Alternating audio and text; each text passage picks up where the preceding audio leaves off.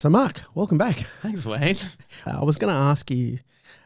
Last time we had a chat, and we're having a few drinks, and we're talking about people that we wish we could have stepped in their shoes for a certain time, and we didn't get to finish that conversation. No. So I was going to ask you now. We're on a podcast. What would be the person you would step into the shoes of that's not related to you, dead or alive, and why and when? I think I would, because I'm an electrician as well as a comedian, as you know. I think I'd love to step into the mind almost of Nikola Tesla. I knew you were going to say you that. knew that because just to know what it would be like to be that smart, honestly, and just his mind was a different thing. Those people in history, Socrates, Galileo, those people who think outside the box, ahead of their time, think about things that we can only imagine. In today's age, what would Tesla been with today's technology? Already having a base of that knowledge. How smart would he have been? I think he would be the one. Yeah. When I think because he ended up feeding pigeons at the top of his. Yeah, maybe not at the end of his life. It wasn't such a good time for him, but I think maybe before. Going to when he went to university and he started, and then when he apprenticed under Edison, and really coming into his own, then coming up with three-phase power and seeing the building of the dam and the hydroelectric plant at Niagara Falls and lighting up the World's Fair. That stuff had to be magical. Doing his side, as such those side shows almost where, look at this new electrical power, would have been great. He was a bit of a showman, I think, as well. Yeah, he was Serbian, wasn't he? Yes, Serbian, yeah. Yeah. They said that there was something unusual when he was born. Did you read about that? His mother went through this horrible labor, and it was during a massive storm. During That's that right. time. Yeah, big electrical storm. Big electrical storm. Well, yeah, imagine. How about it? But, he's radar. Yep, radar. X-ray. Pretty much the basis of Wi-Fi. The three-phase motor, which without it, we'd have nothing right now. It's transmission of alternating current. Pretty much alternating current, full stop. It's extraordinary when you look at someone's life like that to find out how much impact they had, but the credit they deserved, they weren't given. You know what? Most people come up with an invention and then they go about selling that invention or selling that technological advance for the rest of their lives. Whereas when he would come up with something like three-phase power, he'd sell the idea, Westinghouse, and move on to the next thing. He wasn't there for the plaudits I think he did appreciate the plaudits. He didn't really get the ones he should have at some points, but he wasn't interested in monetizing his inventions. He was interested in moving on to the next invention. What's next? Yeah. They talk about could he the free energy people talk about, could he, he was trying to work on pulling energy from the sky and all this, he was always on to the next idea. What's next? You wonder, because all his blueprints were seized by the CIA. Did you know that? No, I didn't know that. When he died, one of his children couldn't get to the room. When she got to the room, the CIA were there. They had already confiscated all the blueprints of Nikola Tesla. And apparently Thomas Edison, they were in competition for a while. Oh, absolutely. For their whole lives. And, he tried to discredit Tesla by, electrocuting a elephant. Yeah, killing an elephant. Yeah. But you just think what goes through the mind of a person like that. And for him to end up, because his power was free. Yeah, exactly. That's why Westinghouse didn't invest, am I right? Because obviously he was a businessman. He wanted to make money. They did. They wanted the patents. It was the patents that was, worth all the money to these things. And he didn't get, basically, they talk about Marconi invented the radio. The Italian, yeah. The Italian, but not really. It was based off Tesla's work. Yeah. That he basically the grounding of that patent was Tesla's invention. So, whereas he didn't come up directly with the radio, he laid all the foundation for Marconi to put it together. He was credited with that later on. Yeah. Yeah. I remember something coming up about that where they said it was better late than never, but he was credited for the work of that. Similar with Bell, Alexander Graham Bell, and the telephone. You know, there's been people always, he invented the telephone. There's argument about that as well. Did he, or did he just, you know, kind of patent something that was already there that someone else had worked on and you know, created? What do you think the power of the future would be? The power source? Well, we have to go renewable if we're going to survive. We have to go renewable. Wave, wind, we have to harness what's already there, whether it be wave, wind, solar. We can't go digging dirt out of the ground and, you know, destroying the environment to you would think move forward. Well, no, not in Australia. Apparently, it's fine.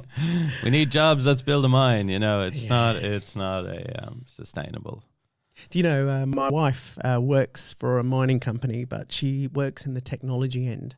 And she went to the United States and they had a lecture. NASA was there.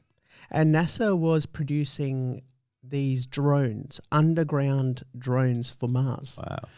It was, so the technology, obviously, you know, the technology can be used here. Yeah. So that's why they went. They wanted to find out what are these drones they're going to use on another planet, and can we have those unmanned drones here to save men going down and doing all of that. Already the trucks are all automated. The trucks is crazy. I worked up in the mines for a number of years. You did? And seeing these D10 giant dump trucks. I mean, giant. I don't even, if I'm standing beside the wheel, I'm not even halfway up the side of it. And they're just driving around by themselves. Yeah.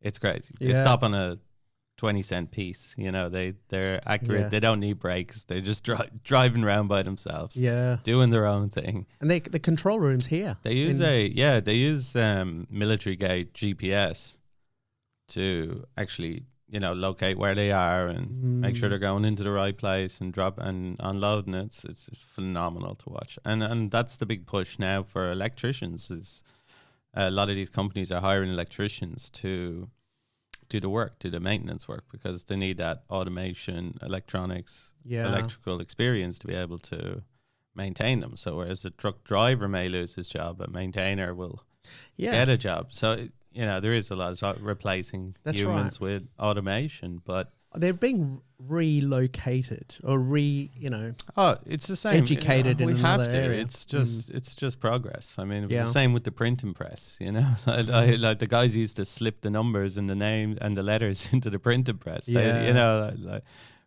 Those guys took the jobs from the guys who used to sit there and hand write out Bibles. You know, it's just progress. We just move. That changed everything. I think. I was looking at the history of Martin Luther. Oh, interesting. And how he went against the church when no one was going against the church. But the way he got such a big following was the printing press had just been invented. Yeah. And he used that for his propaganda. Yeah. And then nailed it on the wall, on the door of the church. Door of the church in the 1600s. Yeah. I'm not sure. But yeah. He not a great time to go against the church either. You know, he was a pretty brave guy. I know. What are you doing? You either got to be mad or a genius. And I think a lot of these people we're talking about, they're verging on that razor edge of we talked about before. There's that madness and genius. It's a very Ted Kaczynski. Ted Kaczynski.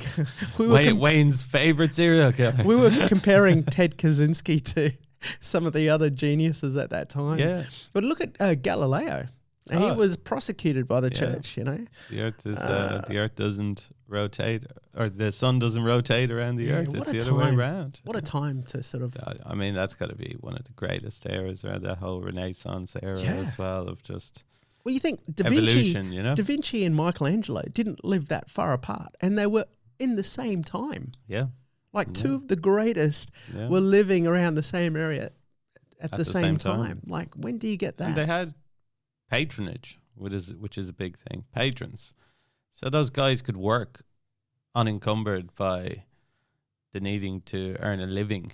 Well, they were as getting such. paid pretty well by the church. Yeah, by the church to do to do the artwork, but they also had just rich, wealthy patrons who would, you know, pay them to do their work. You know, maybe take a painting of them or an invention, but there was a lot of that back then, which made having that reverence for art and gave those guys the ability to do that. What annoys me is when they credit the work to a higher religious cause. So they sort of said that the reason why the work is so beautiful is because it was influenced by God. Yeah. And it's just not right. No. Because, I mean, you got to look at who was paying at the time. I mean, if you had a science institution paying Michelangelo to do the work for them, can you imagine what he would have come up with, you know?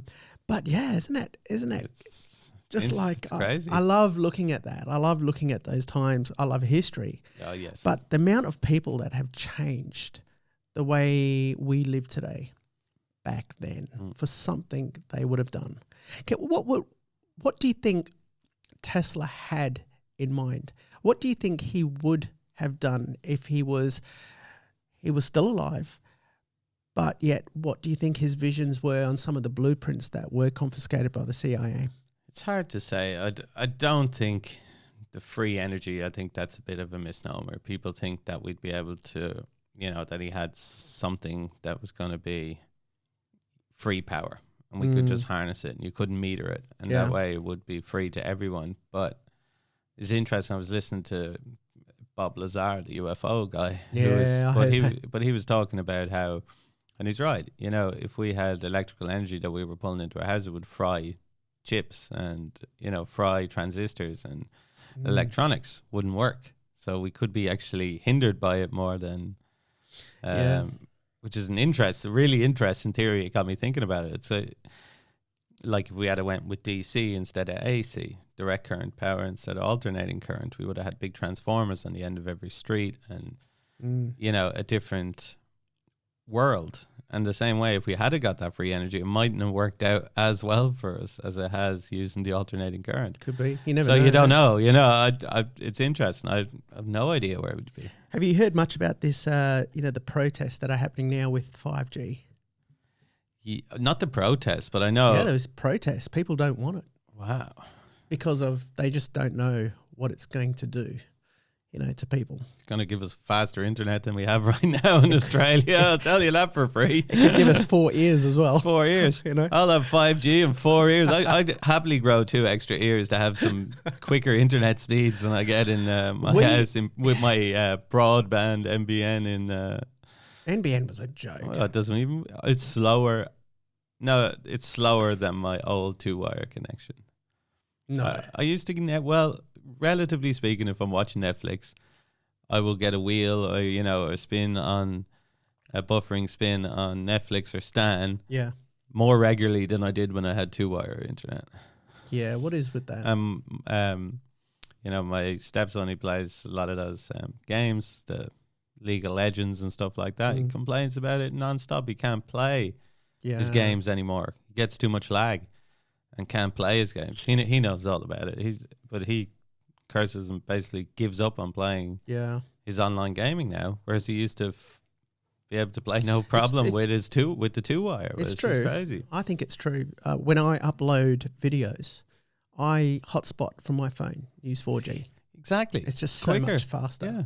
And you just think, well, you know, when you hear of people going to South Korea, excuse me, and then coming back, and they're just like, we're in the Stone Age when Nigeria it comes to wireless. has better. No. Yeah. It's at the forefront. Yeah, it's got some crazy good internet.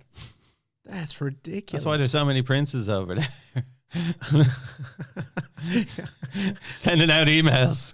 They can send out 1,000 emails a minute because they've got good internet. Everyone complains about Australia with our internet speeds. It's terrible. It's terrible. Absolutely terrible. But, you know, It's funny because that's your industry. Yeah. So when you say yeah. Nikola Tesla, I was like, okay. Can't help it. Can't you be the next one, Mark? Can't No, you, I'm not smart enough. Through an electrical storm, you come out with this. Oh yeah. Boom! If I have some sort of Marvel moment, yeah, maybe I've had enough shocks and they have not helped me whatsoever. Hey, Bob Lazar, did you hear him talking about the that device, the orb that was producing gravity? Yeah. Was it? It was gravity, wasn't it? Yeah. It was like a two gravity magnetic drive as such. He said, yes. I don't know. I believed him. He didn't look like. You can sort of tell when someone's sort of, I don't know. I'm he fully was on board with sincere. him. Fully on board with him. I always believed in some ways. I've loved alien conspiracies and alien UFOs my whole life. But that could be entertaining. And I kind of probably put it away for years, not really thinking about it. But now, just after watching that, I'm fully on board. Fully on board. That brings me on to my question for you, Wayne. What? Aliens. Have they been here in the past? Oh, definitely. Definitely? Because you've been to Egypt, right? And I know you're a big historical buff and you know so much about ancient Egypt. And there's always been talk of, were they were so advanced for their time. Was there an external influence to that? What do you reckon? No. I don't think a lot of people, put the pyramids and, the structures in Egypt, especially the pyramids. No one really knows. They can't say for sure how it was built or more importantly, why. So I just think, I think that there was an intelligent race here on Earth before the Ice Age. I think our ancestors created the pyramids. I think they built the pyramids. I just don't think we give them enough credit. There's something going around called historical amnesia. Yeah. And I believe that we are a little bit arrogant today because we went the way of the microchip and, we are the most advanced species ever. I don't think so. I think there was another advanced species. They were just advanced in a different way. We went the way of the microchip. They went through something completely different. Like a lost history almost, or a lost collective intelligence, caused by, climatical catastrophic weather events or, solar flares or, that would have destroyed down to or put us back, like so all the advances they'd made. Yeah. Then it's, and the history. I'm inclined to believe or to agree with you. Actually, I just posed that out there for even people that are there. Like I met the security guard in the King's chamber, and it's his job just to stand there, and so people don't get up to any mischief. Yeah. And we were there for a while, and we got alone time in there. And he came up to us, and I'm just studying the walls in there. They look like these granite pieces were laser cut. Wow. And he said that each beam that went across the roof, there were 7 of them. Each of those beams weigh the equivalent of 27 SUVs. Each beam. And there's 7 of them on the top. And each one looks like they've been laser cut. You just can't explain it. And he turned around. He had his own interesting theory. He said it was a futuristic, like, medical center. So he said people would go there, specifically the pharaohs, and the upper echelon of the Egyptian society, and they would go there and they would use that as a healing chamber. I thought that was really interesting to hear. But they had so many things that even just little things. They pharaohs, wives, queens would have a nail artist. Yeah, someone who painted their nails. Which I found hilarious. My partner's is a nail tech, but it's an old trade. But right back to the end, they were and they were such an incredible race of people. That was a juggernaut for the era they were 3,000 years the empire lasted. The longest empire in the world. Incredible. But I did hear it was 3,000 years, but yet they didn't advance within those 3,000 years. Like the temples they built at the beginning were similar to the temples at the end. Or better, yeah. Or better, but very similar. But when you look at other civilizations such as the Greeks, within 100 years, these, they looked at what they had, even though it worked, they then progressed further. They advanced further. Not to take anything away from the Egyptians, because I think they were the foundations of who we are today. No, fuck them, lazy bastards wouldn't even get it, Just build one pyramid and God, I'll do. It's done, hey? And the fact that there's pyramids all over the place. Oh, and they stretch right down past Egypt as well. I watched some interesting stuff on the mounds and pyramids that aren't even uncovered yet, working their way south into let me look at my map, into Sudan, which is handy. But in Sudan there's pyramids, and there's a lot of argument over them right now, over where they belong to and annexing, and the start of the because if you go right to the start of the River Nile, there's actually a bit of argument of where the start of the River Nile is, because it's been in Egypt. They've almost cut off where it goes from Sudan. So the Nile really starts in Sudan. And there are some ancient pyramids in Sudan at the start of the Nile. And which is, so interesting, that it's because all obviously that's such an important part of Egyptology is the Nile. And if you go right to the start of it, there's some pyramids and stuff. I was having massive discussions with the Egyptologist that was taking us around, and we would dispute over a lot of things, but it was great because we would both listen, and just things that just didn't add up to me. Like I don't believe that Tutankhamun's tomb was built for him and the things that were in there. That makes sense. I believe it was Nefertiti's, because even the chair that was there, his father was Akhenaten, the heretic pharaoh, and they literally wiped him from existence when he died. He got rid of all the gods, took everyone out to, in the middle of the desert, built this city 8 miles long, 3 miles wide. It was an incredible feat, but when he died, everyone just went enough, and they just went back. So just to preserve the power, Tutankhamun said no more. There's not one god. It's not a sun god anymore. They took it back to the old gods. But yet the chair they discovered in his tomb was the sun. You see the sun god in there.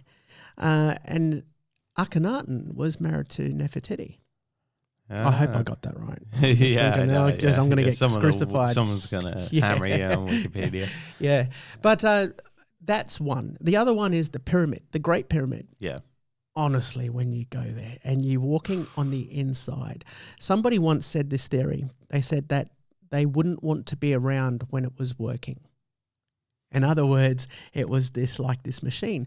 But they say it was a tomb, no hieroglyphics anywhere. Now, if you go to the Valley of the Kings, there's just hieroglyphs of the stories around that king everywhere. That would blow everyone's mind if there's no hieroglyphics in the Great Tomb. No tomb, because that's what everyone assumes is going to be all over the wall if you've never been there. The largest building construction in the history of the world at that point, and there's no hieroglyphs on the story of building that. It was for Khufu. Pharaoh Khufu, and he's got the smallest statue in the world. It's a chess piece. That's the only statue of Khufu, and he's responsible for the Great Pyramid. I just don't buy it. The Great Pyramid at Giza was the highest building in the world until the Eiffel Tower. I know. Only 5,000 years it took us to build something bigger than the Great Pyramid at Giza. They say it took 20 years and 100,000. I don't know how many thousand men, but even then, that's not even that long. Yeah, I know. Well, look, I've been on building sites for 4 or 5 years, and nothing as impressive as the pyramids. I know. Well, it took them how long to build a Freedom Tower, and America wanted that. Yeah, when the World Trade went down, they built the Freedom Tower. The bell tower in Perth took years, and it wasn't even ready for the millennium. I know, and they weren't slaves that built it. They found found work quarters all on the plateau, and they had to be skilled. They had to be skills. skilled. Skills, not the word. The skills that they possessed in engineering, in stonework, in masonry, in organization. Yeah. Just organizationally. I know. Logistics. I know. To get the stones there. Still don't know where they came from, how far they traveled. Yeah, and they travel. A lot of people say they came up by the Nile. They actually lifted it on the boats, but they've tried that. It's getting them off the boat. Yeah. And then apparently to get them on that incline to lift, when you see the size of these things, and you got to remember the pyramids were shining white. Wow. With a gold apex.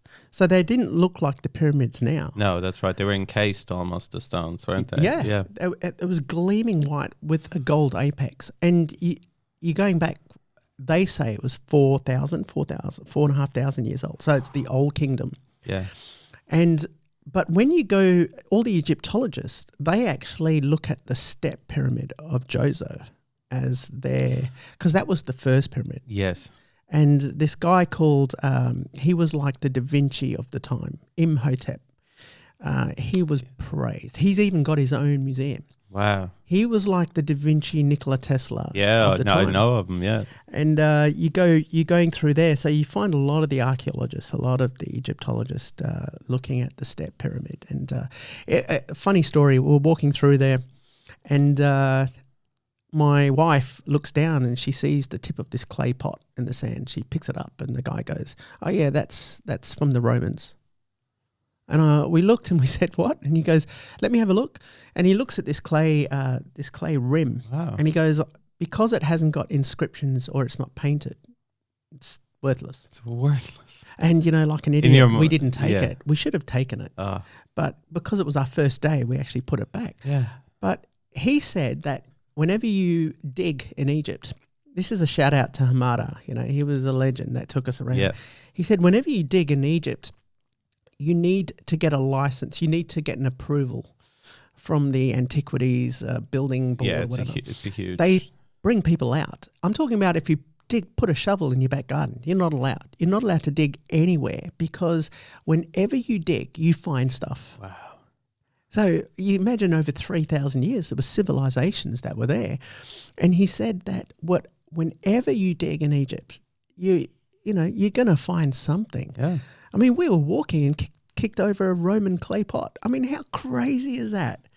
It boggles the mind, doesn't it? How many people have walked on that land before? Yeah. Before it became, before the 40s and the 50s, well, before that as well, when they started to uncover a lot of these great Egyptian sites. Yeah. But they've obviously always, it's Cairo, people have always gathered there. There's always been civilization there.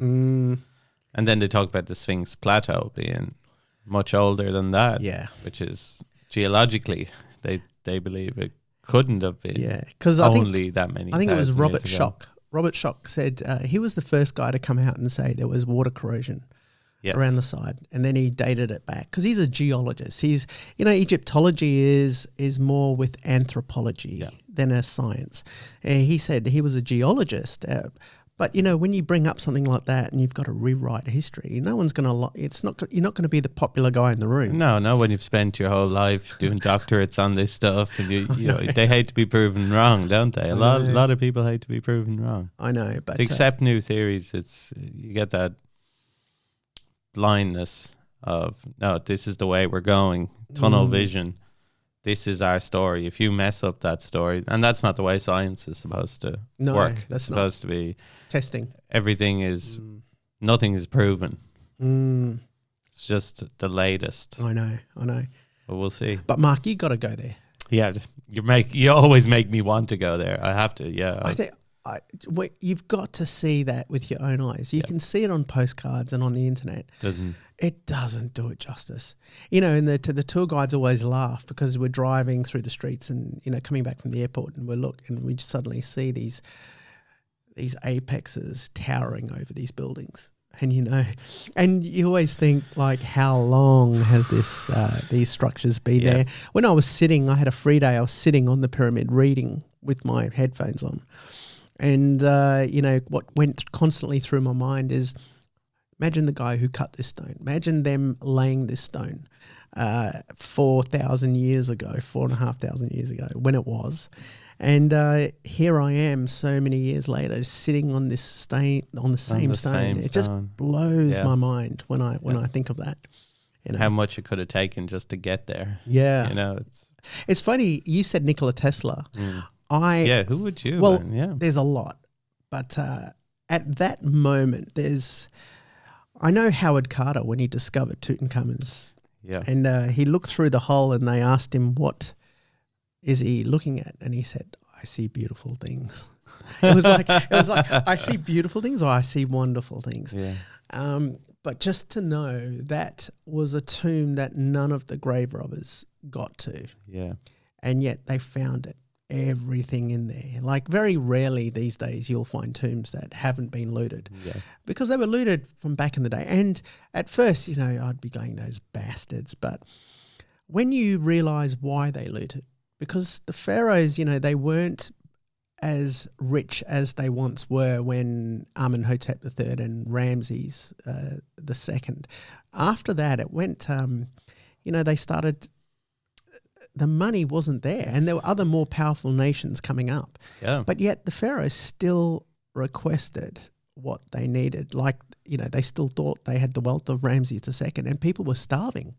So you can imagine these people that were building these tombs. After the pharaoh is buried, they knew where it was. If you're not going to pay us when you're alive, we'll get it one way or another. One way. And so the priests actually got the bodies, the mummies, and took it away, and they preserved that. And that was another moment for me. Is we had a look at all the stuff in Egypt, you know, and the temples is what blew us away more than the pyramids. Yep. The temples were outstanding. It was an extraordinary experience. Because every wall was covered with stories. And you're walking through these temples and you sort of realize, you know, there's a similar layout to them. They have the the inner sanctuary, and then where the public came, they weren't allowed, where the high priests were. Yeah. And, you know, the religions also took all the money, just like it is today. So the high priests would gather, we'd see all these rooms that were, you know, the offerings would be kept in. Yeah, it blew my mind when I was there, and I forget where I was going. But which historical figure would you like to be? It would be at that moment. I think that would be cool. That would probably be the closest to Indiana Jones I'll ever get. You'd ever get. Yeah, you know? Yeah, I can see that. Yeah, I'm not surprised by that either. When I was traveling, I always was joking with my family, and I said, you know what? Knowing my luck, I'm going to fall through a sand hole and I'm going to fall through 4,000 years of history in somebody's like living room. Yeah. And everyone would laugh, but my family knows how jaggy I am. That you would jag it? Yeah. And they were like, we'll laugh, but, you know, what's the bet? Something. Because my goal, I had two things. I've always joked with my family. Yeah. I'm going to discover the lost tomb of Alexander the Great. And the Ark of the Covenant. Oh yeah, just some small goals you've set for yourself. Yeah. But for me, it blows me away how no one has discovered Alexander's tomb. You got to remember, this guy was king, the greatest around conqueror, Europe, the greatest conqueror in the history of the world. Well, almost for the time. Yeah, I mean, he was 20 when he became king. He was 32 when he died, and he'd conquered most of the Hellenistic period was his. King of Europe, like he was king of Greece and became the king there. King of Persia. Now Persia was the largest empire. He killed Darius II, became king. Then he went through Egypt and he became pharaoh. Did you know Alexander the Great was pharaoh? I did not. Well, you see him in hieroglyphs there. So he was, the man was kicking ass. Well, you got to remember Cleopatra, right down the end of the Egyptian, towards the end of the Egyptian empire, she was Greek. She was Macedonian. She was from the Ptolemy dynasty, and the Ptolemies came from one of the generals of Alexander the Great, who was a Ptolemy. So a lot of that period was Macedonian and Greek. Yeah. And that was because of Alexander. And so I was always walking through, and I always said to my Egyptologist, I'm going to discover Alexander. We had this big discussion. There was a group of us, and I don't believe he is in Egypt. They had records that his body was there because a lot of the Roman emperors and generals used to go pay homage to Alexander's body. Julius Caesar cried at the age of 32 because he said, I've accomplished nothing compared to my hero, Alexander the Great. And but I don't believe his body was there. I don't believe he died in Babylon. Where is it, Wayne? Tell us now. Well, I can tell you. Oh, I can tell you where I believe it was. No, I won't. You can tell me off air, Wayne. Tell me off air. I'm going back. I'm going back in January. I'm coming with you. And I have my own theory. Like, I traced it back through the history and where he died. He died in Babylon, probably people say of typhoid fever. The worst thing he did when he was on his deathbed is all his generals wanted to know who was going to be his successor. And just before he died, he put up his hand and he said, "To the strongest." And it's the worst thing because his whole empire collapsed after that. Yeah. Just the power struggle and the vacuum. But he, one of the greatest conquerors, the leaders of our time, and we've discovered his father's tomb. And, out of all the treasures I've seen and the museums, the best museum, now I've been to the Cairo Museum, the oldest museum in the world. A lot of people say it's the Louvre, but the Louvre was built as a palace first. It wasn't a museum. It then became a museum after. But the Cairo Museum is the oldest. But the tomb of Philip II. Philip II was the guy who united Greece. His tomb was outstanding because they built the museum around the tomb. And the tomb was underneath this massive hill. So they built this museum. So you're walking through all these old rocks and then you're seeing these glass cases of Philip's shield and his and it's all in gold, and his crown, his leaves. I might put the image over the video now. Yeah. You're not allowed to take pictures, but someone might have snuck some. I had some really cool ones. Well, we were there alone, literally alone. Oh, wow. And for the time we went. And Alexander commissioned the building of his father's tomb. And his father was assassinated by a bodyguard. And I was sitting on the stairs that went down to where the entrance of the tomb, and no one else was there. And I just sat there thinking, God, just unbelievable. Yeah. Unbelievable. Yeah. But that, his father was big, and they haven't found the greatest conqueror. They haven't found Alexander's tomb. Wow. And I believe his body was cremated because that's what the Greeks did. Yep. To pass into the underworld. And it was a heavy belief then. You had to be cremated. You had to have the coins on your eyes to pay the boatman. Pay the ferryman. Don't pay the ferryman. Yeah. So, interesting. I would love to be a time traveler. Yeah, that'll be good. But be backwards. Invisible. Yeah. I don't want to be visible going back like I am now. You don't want to Marty McFly it? Yeah. No. I want to be back there, Yeah. Just singing Beatles songs like in the film yesterday. That's just a tune I came up with. You've got all the guys. E is equal to MC squared. Yeah. E is equal. Actually, what does that mean? What would you steal from the past? Like you said, a formula. Yeah. Oh, what would I steal if I went back? Yeah. I don't know what I'd steal. Who would you assassinate? Oh, who would I? Okay, that's a good one. And don't say Hitler. No. Toto Scalacci. Toto Scalacci scored a goal for Italy against Ireland in the 1990 World Cup. If we could just get rid of him, Ireland win semi-final, beat West Germany in the final, champions of the world. And what year was that? 1990. 1990. Yeah. I probably wouldn't murder Toto. Poor guy. Scalacci. Maybe just break his leg. That's something I would. When you watch Trainspotting, that's exactly what was said. Things like that were said in the movie. Was it? Yeah. Oh God, yeah. I don't know who I'd kill. No, yeah, it's hard to say. Probably Stalin. Oh, he was pretty bad. Yeah, but then also Hitler might have won the war. Yeah, but would we? See, you don't know what effects it's gonna have. You know. It bugs me.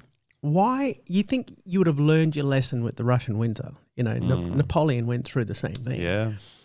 Why didn't he wait? Like, if he had focused all his forces to continue bombarding the United Kingdom, like England. Oh, well, Dunkirk was the biggest mistake of the whole lot, wasn't it? He had them all sitting there, the whole British fleet sitting in Dunkirk, ready to be just bombed to smithereens, and you let them all go. They ended up getting out. There was these massive blunders. And you think if he had waited for the winter to be over, he would have won that war against Russia, I think. And if he had kept on bombing England, they couldn't, you know, I know the Luftwaffe, you know, suffered with the British in the air. The British did really well, but I don't know, they could have just kept bombing England to those smithereens. But then they decided to attack east. Yeah, just spread their forces out. I don't know. Yeah. If only, Wayne. If only. Yeah.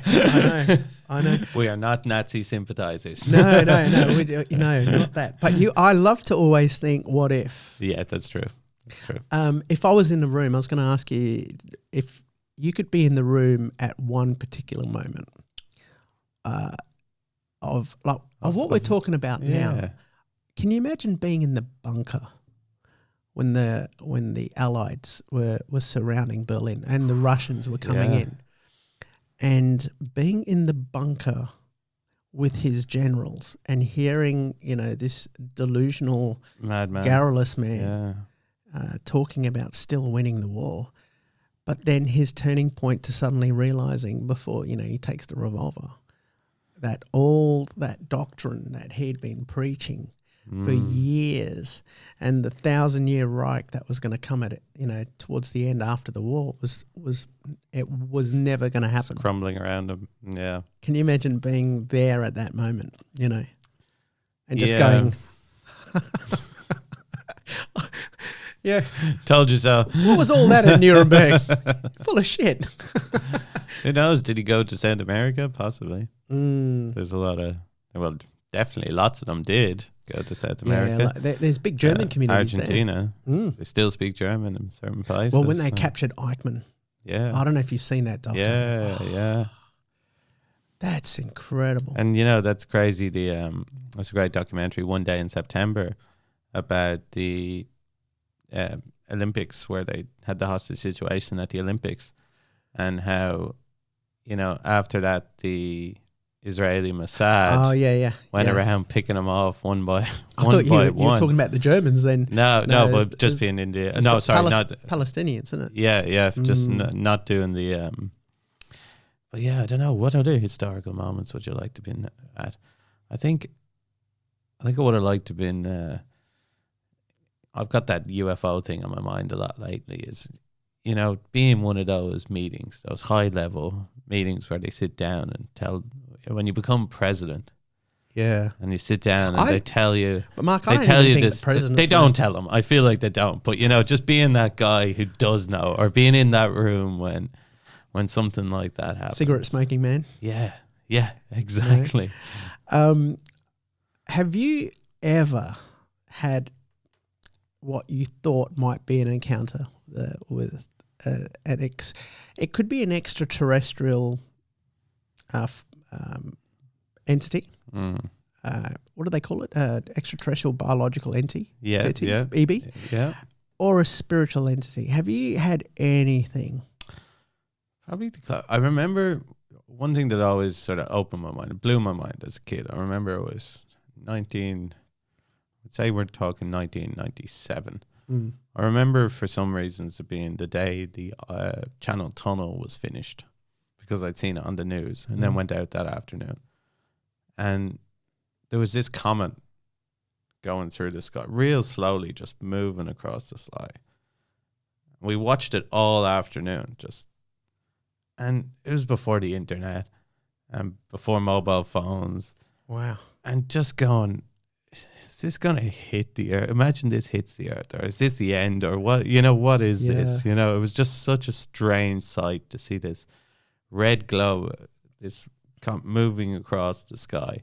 And I always remember that just wondering what's going to happen, if this touchdown, would that be, is it an alien? I don't know. Well, you don't know. I was a dumb kid as well. It was a group of us, and we just watched this, mesmerized for the evening, just watching this comet. If we saw, I'm still a dumb kid looking at it now. I know, right? Did they say that fungus, like mushrooms, came from a meteor? Possibly. Well, you look at it; it looks different to anything that we have at the moment. Yeah, octopus and squid. I reckon that could be. That's what there was recent talk of that. Well, they're intelligent. But the other, but speaking back to it, the other spiritual, I'll say, event I still don't know what fully to make of was, and it's so cliche, but I was working in the art centre in Fremantle, which is this old limestone building, the one. It's a beautiful building. I worked there for months and months and months refurbishing the electrics. I mean, I've been under the floors. There's whole gaps under the floor that as high as this room you can stand up in. There's other parts you have to crawl through. It's almost like catacombs underneath. It's freaky. But there's this one room right down the end of the hall. And I've heard different stories of what it was used for. Apparently used for, because it used to be an asylum and stuff like that to hold, the prisoners and stuff. But there was definitely... It's got a small window that's about 7 inches by 7 inches with bars over it. That's the only window on this door. And it's always closed except for there used to be switchboards at the back of it closing off the room. When we removed them, you could open that door and now the light would shine the whole way up the corridor, change the complexion of the building completely. I was working in there late one night, and it's a creepy place. It's about 7, 8 o'clock at night. And there's about 5 or 6 of us spread across the building. And as I walked out of the room, I could feel this shadowy figure to my left. And I knew there was nobody there. As in, like, none of the guys were there. And I don't believe in ghosts or supernatural, but I could feel something there. And I didn't even look for fear of seeing something in there, but I could... At the corner of my eye, I caught this shadowy figure, and I played it off. And I just walked straight down, got to the main reception hall, which is the entrance, and all the guys are standing around, 5 or 6 of us chatting. End of the day, a book literally flew off the shelf, and opened up on some creepy, like, anatomical looking page. And we all stood around. This is 5 tradesmen who have no interest in the supernatural or spiritual or belief in any of that nonsense. But a book flew off a shelf and landed on the floor in front of us. How do you explain that? I can't explain it. I know. There's no wind, there's no breeze, there's nothing, but it happened. And I almost hesitate to tell people about it because I don't believe in that nonsense, but it's something that I witnessed myself. And that's the closest thing to a spiritual experience I've encountered. It's people that don't believe often say, I don't believe, but I hope to hell I never come across one in my life. Yeah. But it's I hear more stories on the spiritual end than the UFO end. Yeah, people that have had those things happening, that sort of thing happening to people all the time. If there is an afterlife and if there is a God, what do you think and who do you think that is? I think people have the idea of God as being, well, especially where I come from. God was some mythical figure sitting on a cloud, heaven where you go to when you die, and all your parents, so if they've died, and your grandparents, and everyone will be there and everything will be great. It'll be utopia.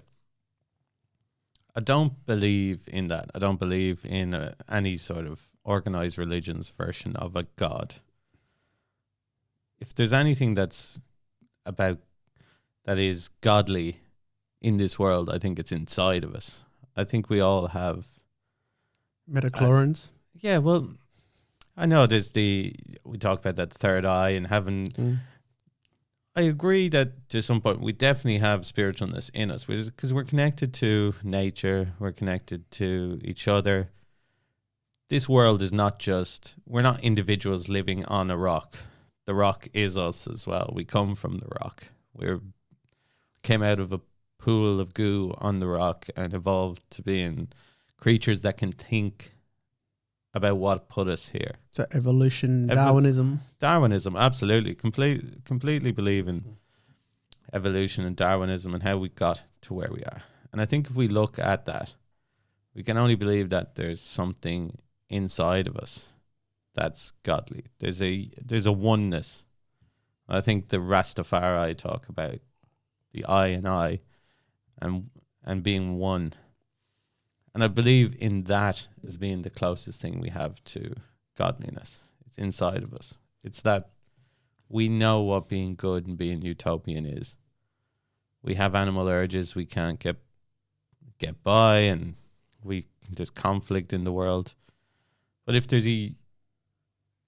I don't believe that we go anywhere. I don't believe that this being of Mark Mahoney is going to end up in a place with other dead people. I just don't think it's like that. I think we become part of the universe again by just becoming our bones and our body turning into the soil and growing up a blade of grass through that. That might be what I become, a blade of grass. I'd be happy with that. You're from Ireland, so you were brought up probably in a Catholic. I was brought up very, very Catholic. I'm the only one probably in my family who's not. What changed? Now, you know what? I think I really started considering it when my best friend committed suicide when I was 16. That's when I started to really question a lot of the world. And that's what sort of God would allow that to happen. You know, what sort of God would allow kids to be born with terrible illnesses and suffering their whole life, good people suffering for no reason. It'd be a pretty indiscriminate God to do that to people. And that really made me question a lot of things in my life. But I completely fell out of religion. I never went to church again. I used to go at least once. Well, I used to go a lot every week growing up, but at least Easter and Christmas with my family, I stopped. I refused to go. Even Christmas Day, just to make my mother happy, I wouldn't go to church. To make her happy? I wouldn't go. Yeah. You know, and that's what it would be. It would be because I felt like I'm not going to go and pretend for one day a year that I'm like a lot of people in Ireland do. But I'm not going to go for one day a year and subscribe to something I genuinely don't believe in.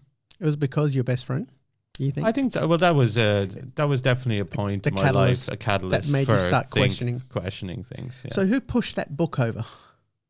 I wish we joked because one of the guys that drilled through the wall that day set off the fire alarm and the fire brigade had arrived on site. Oh. So the only explanation we had was Des was on the other side of the wall drilling. So I still don't know who pushed that book over. Yeah. And I don't think it was anything.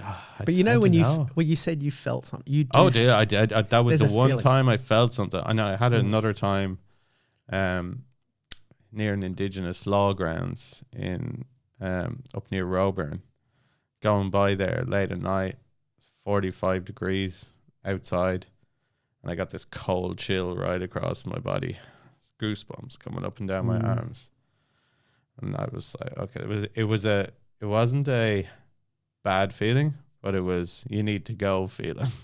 Yeah, get the fuck out of here kind of feeling, and that was the other time I felt something. Yeah, spiritual. So that's unlike you, I don't believe in institutionalized religion anymore. Yeah. I was brought up a Catholic, and, you know, parts of me still believe, I've read the stories, and there's parts of me that believe. But what I don't believe is that if Jesus Christ, if the Nazarene carpenter had to come back, he would ever step foot in that marbleized palace dripping in gold and jewels called the Vatican. No. I think it was against everything that against he stood everything. for. He toppled the table in the, well, whether he did or not, the historical Jesus. The stories are written down of him toppling the table of the vendors and sellers in the Temple of Zion, because that's right. big, and that was the only time he was seen to be angry in the New Testament. Yeah. You know, you have the Old God and New God, Old Testament and New Testament. Yeah. Jesus in the New Testament was, you know, he made friends with prostitutes and lepers. And he was a pacifist. He was a pacifist. He said the hardest thing will be for a rich man to get into heaven will be the same as a camel passing through the eye of a needle. And that I believe in terms of the teachings of Jesus were great. And the problem I have with organized religion is people say without religion we wouldn't have morality. Of course, that's stupid. But that's a legitimate argument they like to bring up. Is people would go around murdering people. They wouldn't. No, they wouldn't. No, they wouldn't. It comes, you know, from inside you what's right and wrong. That's right. That's right. I know if I punch you in the face, it's not. There's a consequence to it. That means every atheist will be going out there and robbing, and you don't. Yeah, do that. I only do that every second weekend. Yeah, morality doesn't come from that. No. But I've got disputes in all of the religions. With Judaism, with Islam, I've read all the stories. Yep. I don't believe in the story of Abraham. I disagree with being tested, a God that tests you to kill your own son in order to prove your faith, when he had already proven everything by taking everyone he knew out into the desert where people were starving. Yep. And he gets asked to test again his faith. Also, I don't believe it was Abraham's sacrifice as much as it was his son that was going to die. Yeah. I could happily sacrifice you for test my faith. Okay, I'll kill Wayne, no problem. And then I think there was Jacob that led all the people back to the promised land, got lost, ended up in Egypt where they were slaves for 400 years. There's disputes on that as well. So, for instance, there's not a lot of descriptions out there talking about the slaves of the Israelites in Egypt. The only exodus that happened from Egypt was the people called the Hyksos people, the Hyksos, and they were ruling Lower Egypt at the time. The pyramids were ruled by a foreign nation. And the Nubians from the south were ruling down the bottom, and Egyptians were relegated to like Memphis.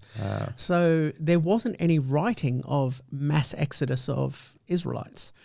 So there's a lot of problems there. And we were always led to believe that Ramses II was the pharaoh during Moses' time. Yeah. And that's a lie. Yeah.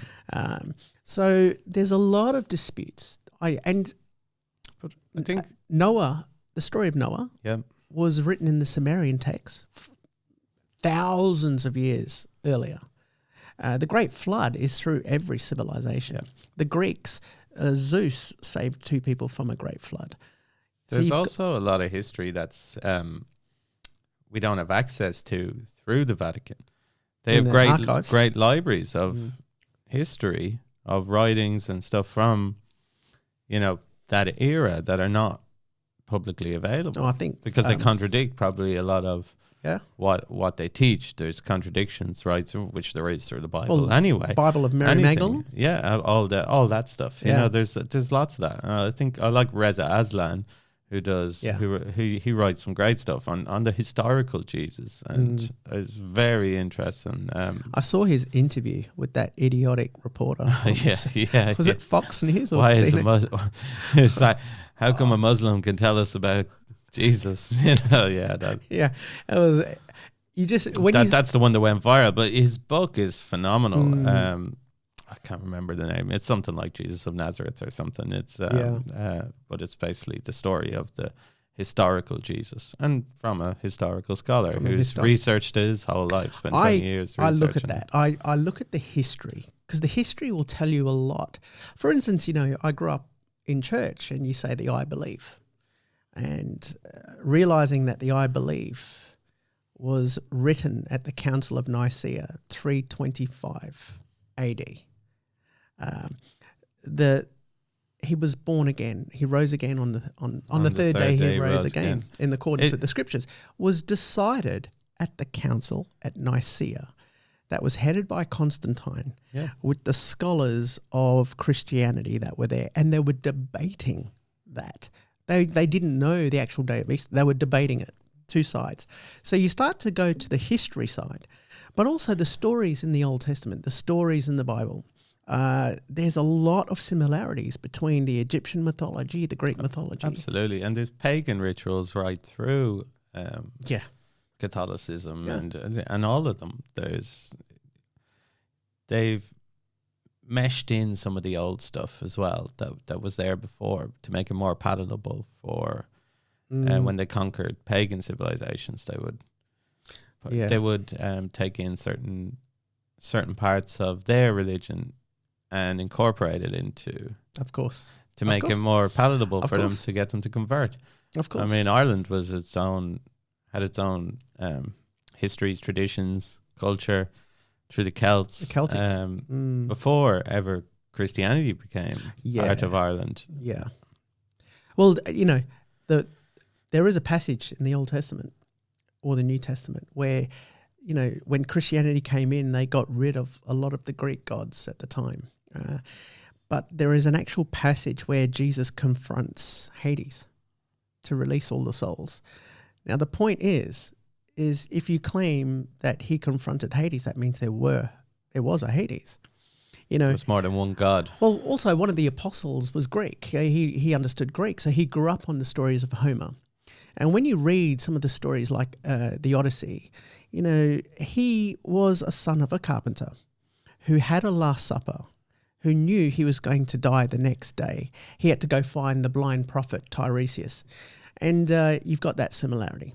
You've got similarities between Heracles in the 12 labours, the 12 sufferings, and then being resurrected, seated at the right hand of his father Zeus in full thing. So you've got so many similarities. Parallels, yeah. When I was in Egypt, the birth of Hatshepsut, one of the greatest queens ever, when they talk about women's rights, she was a woman that ruled the world thousands of years ago. 3,000 years. I think it was 3,500 years ago. A woman ruled Egypt for 19 years, expanded its borders by trade, not warfare, and became one of the most successful queens. And her name was Queen Hatshepsut. Her birth was an immaculate conception that they had, the gods actually looked down on that and said, this is the queen that we need, Armes, and we're going to pick her to be the mother. And the God of wisdom went down and said, you're going to be the mother of a great queen that was going to come. That's a great story to get out of an unwanted pregnancy, isn't it? I know. Do you know? I can't believe it's worked more than once in history. Yeah, but you often think it's the Mother Mary with the Gabriel that came first. No, it was Hatshepsut before then. Yeah. But I remember watching this scholar. He debates against religions and things. And I'm going to get this wrong, but he said, is it more right that someone goes against the natural way of the earth and the way history is about having an immaculate conception? Or is it just a promiscuous woman, a promiscuous maid at the time, and you just that lies, Yeah. But I've read the stories. I love the stories, and even with Judaism, I don't agree with Abraham. Even King David, he was this promiscuous guy that slept around. And he's rated as one of their great kings. And even to marry, to get into with the royal family, he had to kill so many different Philistines. So you're looking at that story. Now, with the Prophet Muhammad, he went to a cave called Hira, and apparently he was this illiterate merchant that heard the voice of Gabriel, and eventually Gabriel, the same Gabriel. The same one, yeah. So already you sort of go, you see the cross-contamination between them. Is there a Christian Gabriel? But then again, Jesus is mentioned in the Quran. Correct, yeah. More times than the Prophet Muhammad. So they look at Christianity. It's not that they don't believe. They actually bring up a lot there. Yeah. But, do you believe in an illiterate merchant that heard a voice and scribed one of the most beautiful books ever written? You don't know. I don't know. No. I can't say. But what I can say is the stories I love. There's some phenomenal stories in there. I learned religion from all the religions. Stories. Yeah. Siddhartha, who ended up was Buddha. He was a prince, you know. The story there. The stories, because I love stories, and I think the best stories have come from these books. If you want a Lord of the Rings, a Harry Potter, a Titanic, you read the Bible. It's all in there. All in there. You know, Sodom and Gomorrah, another story I have disputes with. You know, the punishment, turning people into statues of salt. I mean, they're fantastic The loaves stories. and the fishes, you know, there's... fantastic stories. Healing a leper. I love them all as well. Just all those simple stories, you know? Simple stories. But you do, like I'm with you. I don't believe in organized religion. We are Catholics today because Constantine used the symbol of the cross to defeat his arch rival at the time. There were 4 emperors. Yeah. So we are Catholic today because of Constantine. Yeah. It's not because of Saul the apostle and, you know, the Saul that became the scribe for the Christians. And they have a bank. And a massive bank. A massive bank. I'm gonna bleed one of my friends into this. He's a manager at Watercorp, and he said that the companies that do the laundry, like these laundry companies, the biggest that do all the hospitals, a lot of the hotels, are owned by the Catholic Church. Oh, there's a huge history of that. Is there? Yeah. In There's Ireland, no taxes. In Ireland, there's a horrible thing where unmarried mothers were sent to Magdalene laundries. Magdalene. Yeah, and it's some of the most horrendous things happened to these women. Oh, really? In the care of the church, they were their children taken from them after they were born. They were beaten, abused, raped, under the care of the church. Yeah. And the same with the boys. What is with that?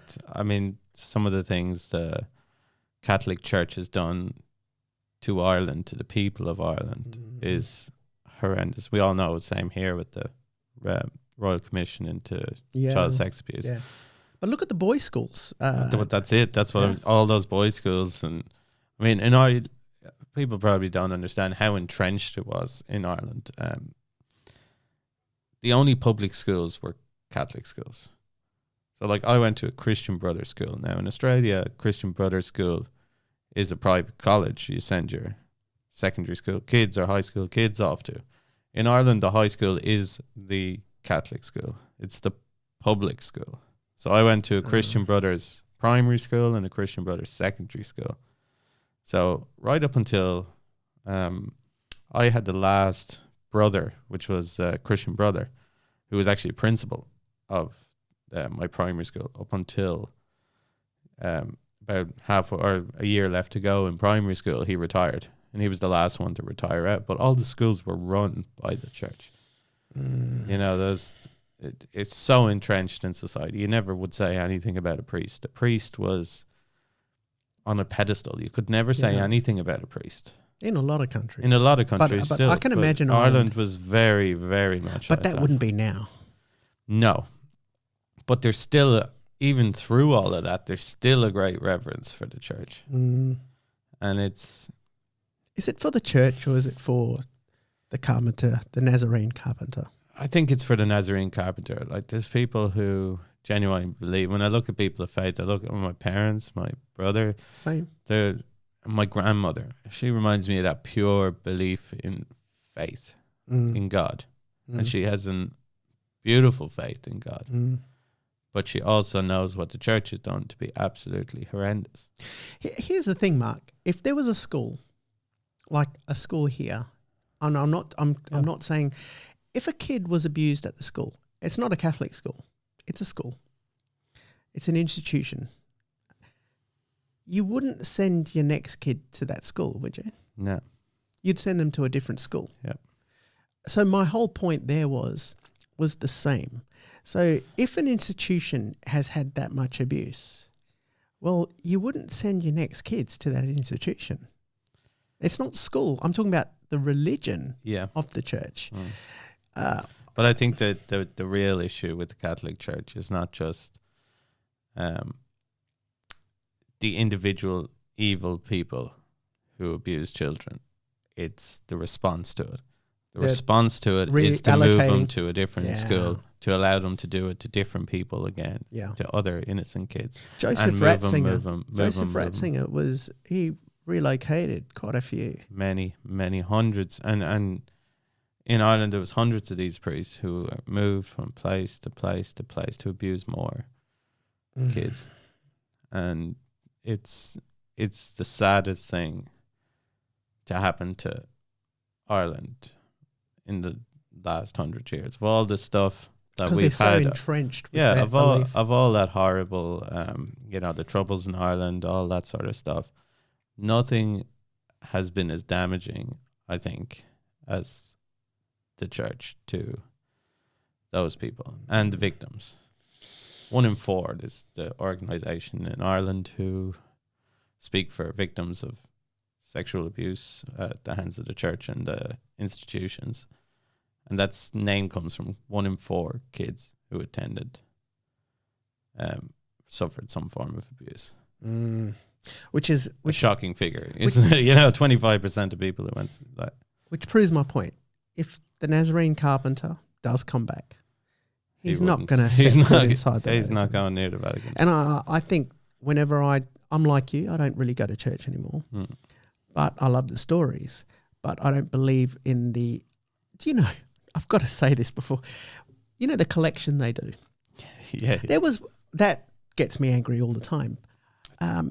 There was, especially when you know how much money they make. And we're living in Perth. Did you know the Catholic Church own a lot of the land on St. George's Terrace? I'm not surprised. I knew that because I didn't know that, but I worked for an accounting firm when I was younger, and we used to go get microfiche for the land deeds. Newspaper microfiche. And I would always see, and I asked them, and they said, the church. Because when a colony sets up, the first thing they build is a church. Yeah. So the church owns that land. Yeah, that old Lamont's. That was the bishop's house. Yeah. The Anglican bishop's house. It was Lamont's hotel there. But I think it's a lot of religions, like we're talking about. I think we hear of the Christians definitely, but they shouldn't be tax free. That's the number one. They shouldn't be tax free. They shouldn't be tax free. 100% tax them. I was saying this collection that happened in this church, they were passing out FPOS machines. I've heard of this. What? Tap and go for God. Just goes up into the cloud, you see. Anyway, that was a great podcast, and we'll do this again. Thanks for having me, Wayne. But let's not crucify just one religion next time. We'll come. Oh yeah, I can bash them all. I'm here all day. You can be the bash. I'll be the advocate. You can pull me back. Yeah. I'll bash atheists as well. I'll bash anyone. Thanks very much, Wayne. See you, mate.